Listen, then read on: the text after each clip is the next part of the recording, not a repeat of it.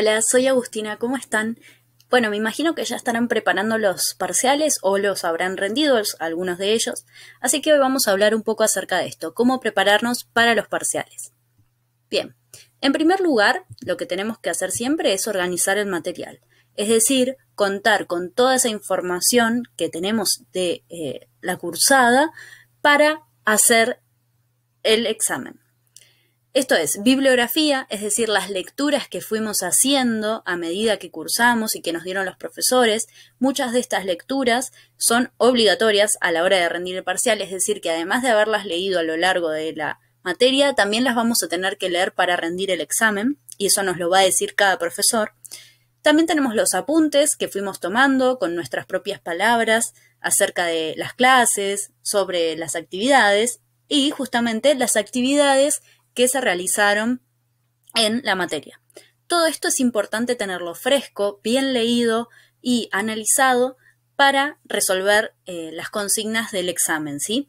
Lo importante es que la bibliografía la tengamos leída con tiempo para así no se nos acumule y se nos hace una pila de cosas y llegar al parcial con todo más o menos ordenado, ¿sí? Bien, en segundo lugar, es importante que esta bibliografía de la que estábamos hablando la leamos de forma crítica y reflexiva. ¿Por qué?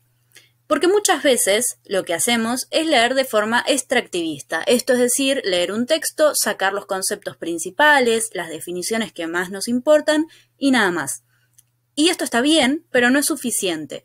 ¿Por qué? Porque necesitamos poder buscar relaciones entre conceptos, buscar comprender el significado del texto en su totalidad y comprender qué es lo que está queriendo decir cada autor en esa bibliografía que estamos leyendo, ¿sí? Entonces es importante poder pensar de forma crítica y reflexiva sobre todos los textos que tengamos que leer, más allá de encontrar definiciones o palabras clave, ¿sí? Bien. Después es importante, obviamente, a la hora ya de ponernos a resolver el examen, leer bien las consignas. ¿Y a qué me refiero con esto? A leer y entender qué nos están pidiendo que hagamos en esa pregunta. Es decir, tenemos que definir, tenemos que comparar, tenemos que describir, por ejemplo, tenemos que relacionar conceptos o por ahí incluso tenemos que dar un argumento propio sobre algo que nos pregunten. Bueno, todo eso lo tenemos que tener bien claro antes de empezar a escribir.